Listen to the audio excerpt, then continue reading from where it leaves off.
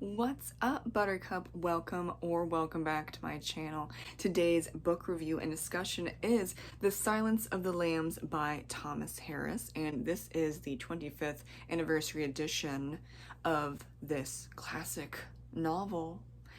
And there is a special introduction about Thomas's inspiration for Hannibal Lecter that I read first, and that was actually really cool. I think everyone at this point, or most people, have either read the book or have watched the movie or both, so I'm not going to explain the whole plot. That's not really the point of this video, and I'm going to do a review, so there's going to be spoilers and I'm not going to go over a whole bunch of what is The Silence of the Lambs, who's Hannibal Lecter, who's Clarice Starling. Like, I think everyone knows at this point, right? If you don't, I still think you can enjoy this video, though, yeah, spoilers. You're already getting spoilers by just The Silence of the Lambs and Hannibal Lecter and Clarice Starling being in our zeitgeist at this point in time. I really like this cover and this edition. However, okay, like, all I could get for this Red Dragon copy was this.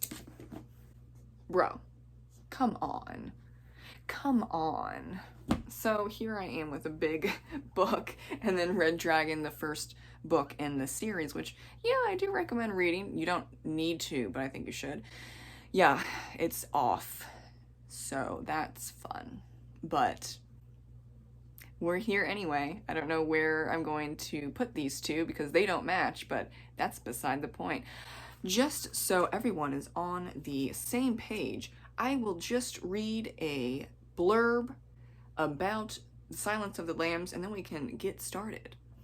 A serial murderer known only by a grotesquely apt nickname Buffalo Bill is stalking particular women. He has a purpose, but no one can fathom it, for the bodies are discovered in different states. Clarice Starling, a young trainee at the FBI Academy, is surprised to be summoned by Jack Crawford, chief of the Bureau's Behavioral Science Section. Her assignment to interview Dr. Hannibal Lecter, a brilliant psychiatrist and grisly killer now kept under close watch in the Baltimore State Hospital for the criminally insane.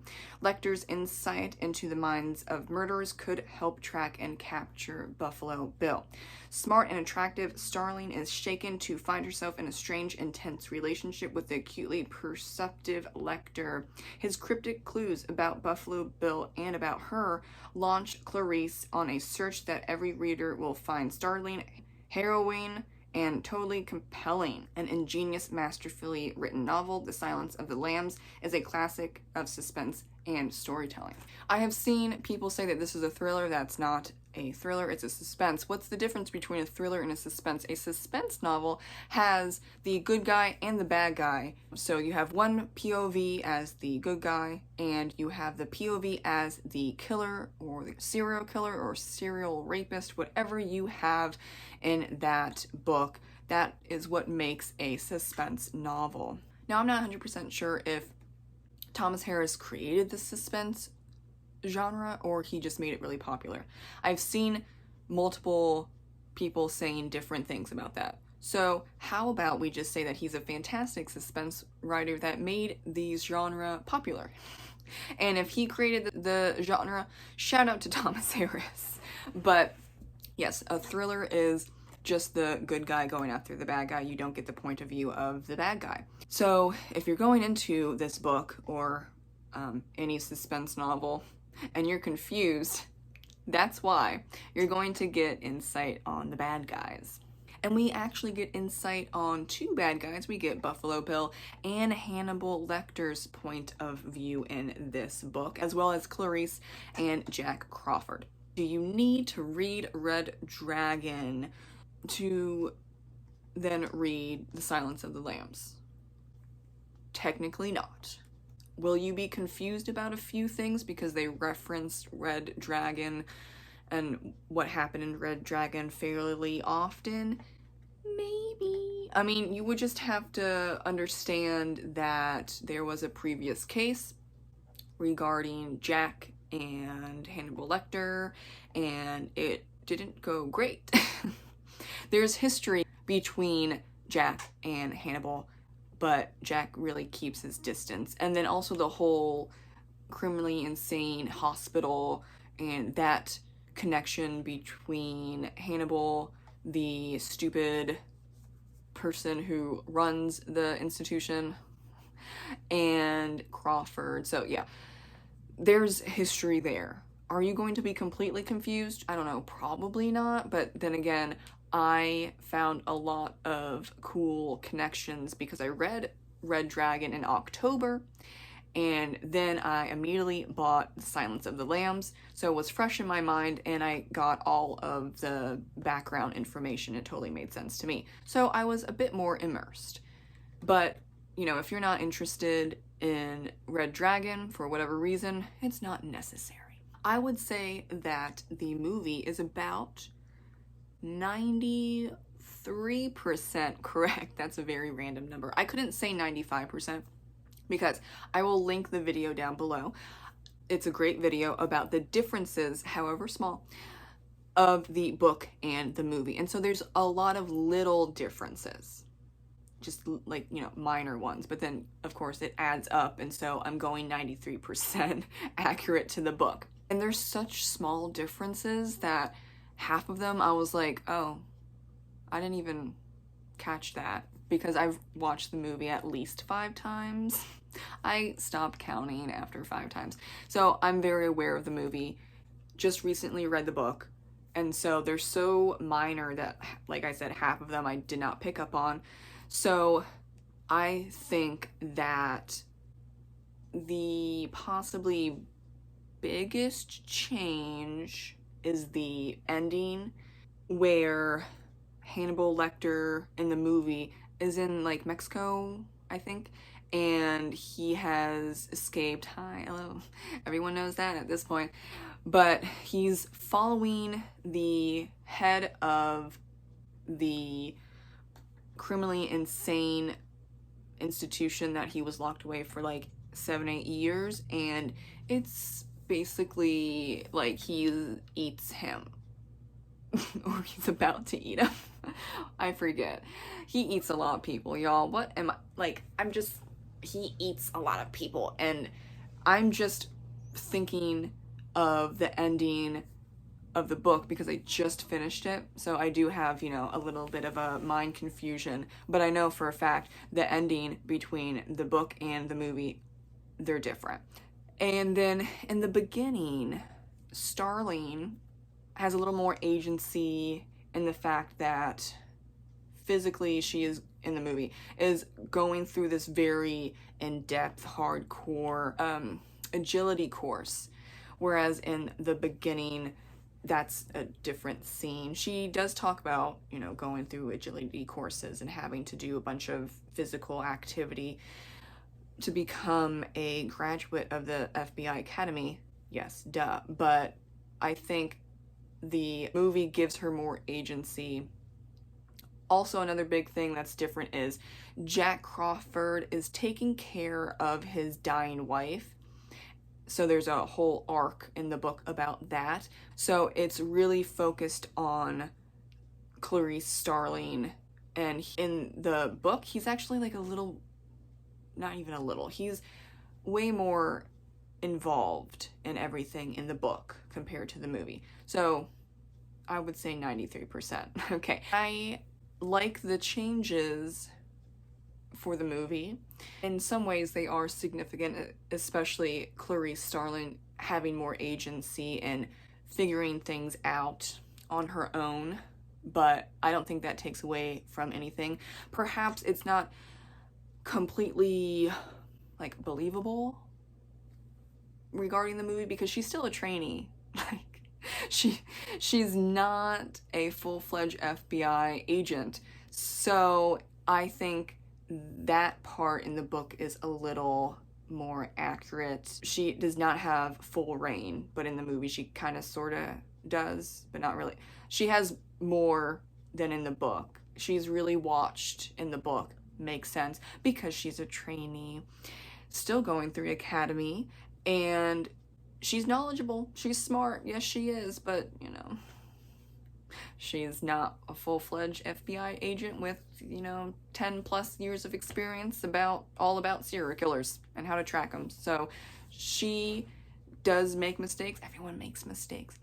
But I think because you get inside her head in the book, you can see how frustrated she is when that happens. Also, I was seeing some annoying reviews about how Thomas Harris is sexist.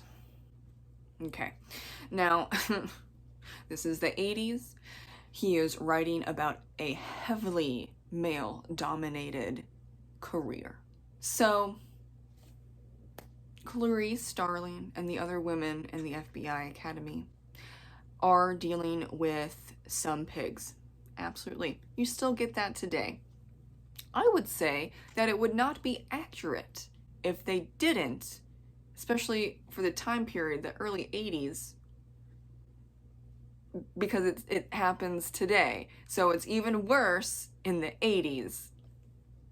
That doesn't mean that Thomas Harris is sexist or thinks that men can only do the job and women can't. I don't know where that last point is made anywhere in the novel, because she's like a hero to me personally. Like, how I read it is she nailed that shit. And with everything else going on,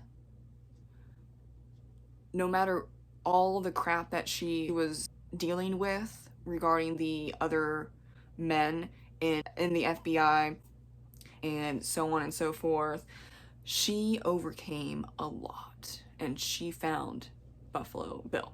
I can't see that last argument, and I don't agree with him, the writer, being sexist or misogynistic, because it's the 80s, okay?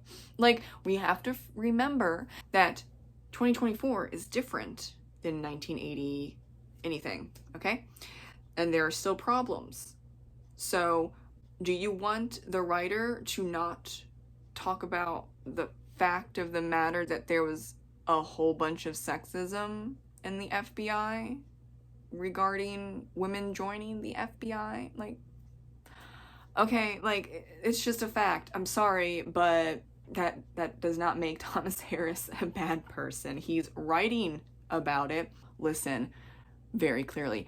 Just because a writer is writing about sexism, homophobia, racism, anything like that in their novel, especially if it's from back in the day, does not mean that they believe in any of that. I never get that impression from Thomas Harris in the interviews and the writings that I have gotten into. And he is writing about a time where it was hard for women. So it, I think, would be a bit of a lie to say everything's hunky-dory and everyone's going to think that Clarice Starling is the bee's knees. That's not the case. Also, because she's a trainee, she doesn't have that much experience, but they kind of sort of just deal with her in a way because Jack Crawford has chosen her specifically because she is so brilliant, and he's the head of the mental illness section within the FBI, and he's caught quite a few other serial killers. So, okay, fine, we'll listen to him, but like, meh. And Jack Crawford was correct, of course, because she finds Buffalo Bill. I do picture Anthony Hopkins as Hannibal Lecter. Can't help myself. That's what I grew up on. But I think in the movie, he makes Hannibal Lecter even creepier. And there is like an off-putting something's wrong there with Hannibal Lecter in the movie. Whereas in the book, you don't get all the visual that Anthony Hopkins just naturally does to see how creepy and off-putting he is. And I think that's just really fascinating, where you can have, of course, a serial killer and a cannibal, and he is, institutionalized because he's crazy, but you don't get a weird visual because it's in a book form, because you are the one visualizing it in your mind how you see fit. But then with the film and Anthony Hopkins doing his own interpretation of Hannibal Lecter, now you get like, dude is really weird. He is off. Something is not right. But people trusted him so much because he is a very well-known psychiatrist with years and years of experience under his belt. Like, why would you think that anything's wrong even though he's odd? A lot of psychopaths go into specific fields because people trust them due to their authority and their power and their education to get into said field. Now, if for some reason you have not read or watched the movie yet, I suggest you read the book first and then you watch the movie. I think it's always really interesting to read books first and then watch the movie or TV series and compare. Now, lastly, I thought this really interesting. The introduction showing the inspiration for Hannibal Lecter. Thomas Harris was in a very dangerous prison in South America because he used to do crime reports or interviews with criminals for, I forget the magazine, newspaper, but he was a reporter of crime, and so he went to one of the most dangerous prisons, and then he started talking to a doctor, and the doctor was nicely dressed and he seemed sane, but then a orderly spoke to Thomas Harris afterwards, and the orderly was like, yeah, he's actually in prison for the rest of his life because he killed people and all that stuff, but he is our doctor because we need a doctor. And it keeps him calm and stuff like that. He also has a wife and kids. I don't know if he's still alive. He might be, because plot twist, the doctor with his wife actually set up a whole ruse for him to escape, and he escaped. Either a nun or a guard get up, but like there were a lot of nuns and of course guards in this prison, so the two careers that go in and out without problem of this prison, nun, guard. So he dressed up with the help of his wife and he escaped, and we don't know where he is still. Maybe there's an update, but yeah, we don't know where he is. And so that's actually a similarity in the book and the movie, where Hannibal Lecter escapes because the man who ran the hospital for the criminally insane and the senator who had her daughter kidnapped and almost killed by Buffalo Bill, they come to an agreement, which this is not accurate whatsoever. Okay? That's like my fault in this book. It's not accurate. This would never happen. But the senator and the guy that runs the institution agree to ship Hannibal Lecter to, like, what, Tennessee, Mississippi? It doesn't matter because it wouldn't happen. But that's how he escapes, and very, very violently. At least the other doctor, you know, the real life inspiration, he didn't kill anyone or eat anyone's face. Good for him. Okay. But in the book, Hannibal nums some people, and then he has like a whole fancy and delicate exit from his holding cell, and he escapes. And then he actually is near a very well-known plastic surgery hospital, and he bandages his face up because like everyone around there is walking around with their face bandaged up. Smart move.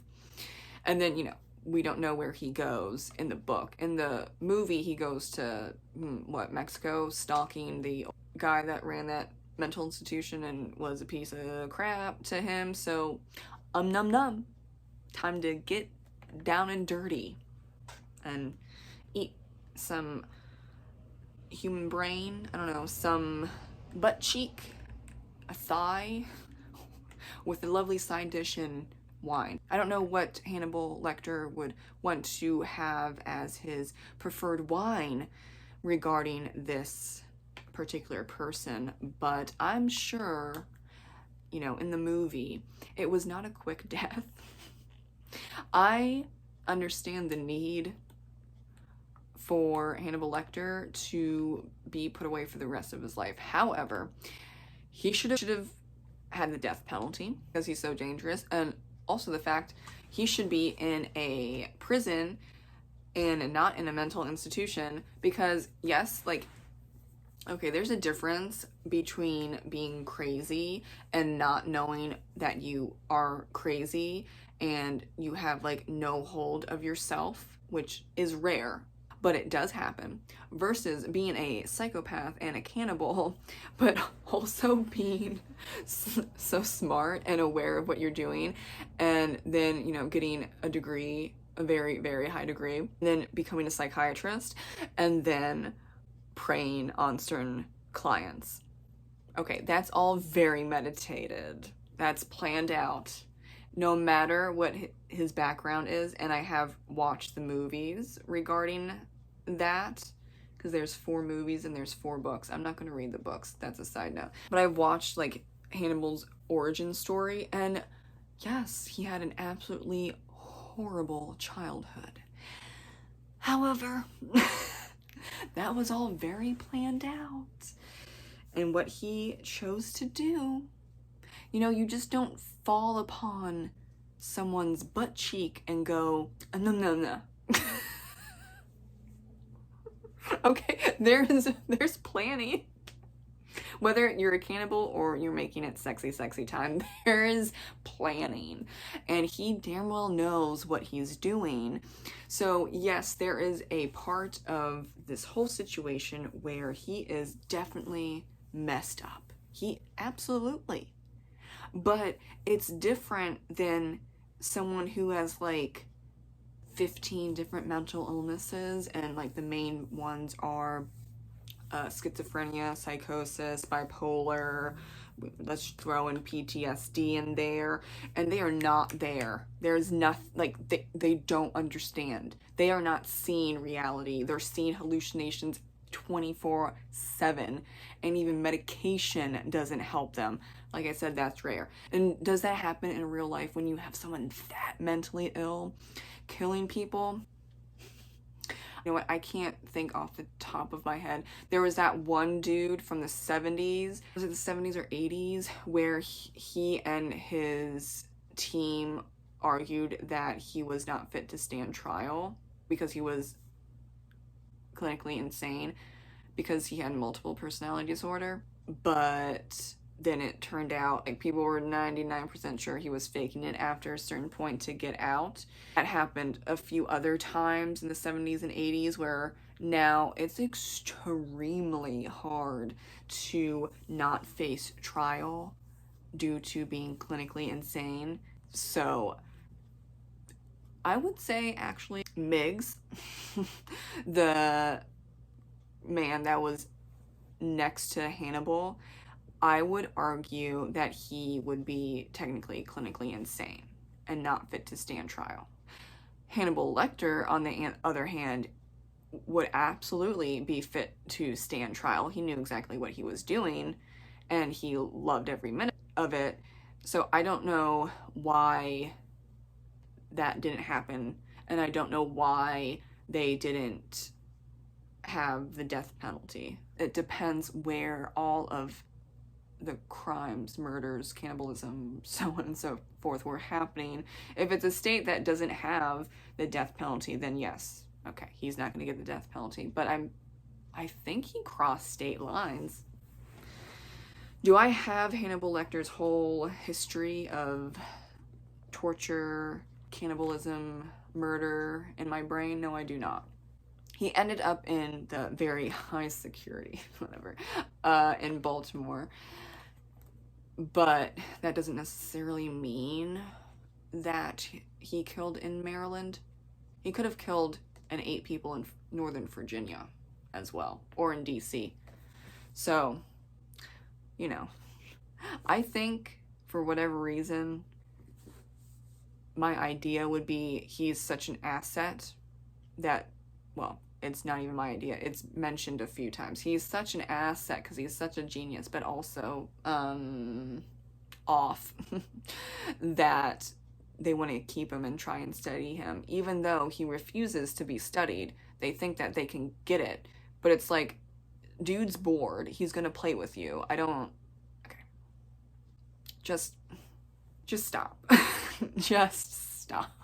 It gets kind of silly for me. No one in their right mind would let that dude just do what he did. He would not be in that type of mental institution. It's not secure enough. They are not trained for someone like that. You need to put him in a best secured prison. And yes, he can't be with the general population, but obviously, based on Red Dragon and The Silence of the Lambs, that mental institution can't handle him. And also the person that runs the mental institution is an idiot. And I keep forgetting his name. I don't really care because he pisses me off so much. He pissed me off in the movie. He pissed me off in both the books. He is dead to me. And, you know, in the movie, he gets eaten, so he's also dead in general. I really enjoyed this book. 5 out of 5 stars. Totally recommend it. Thank you so much for watching my review and discussion on The Silence of the Lambs by Thomas Harris. Thank you again, and I'll see you in the next video. Bye.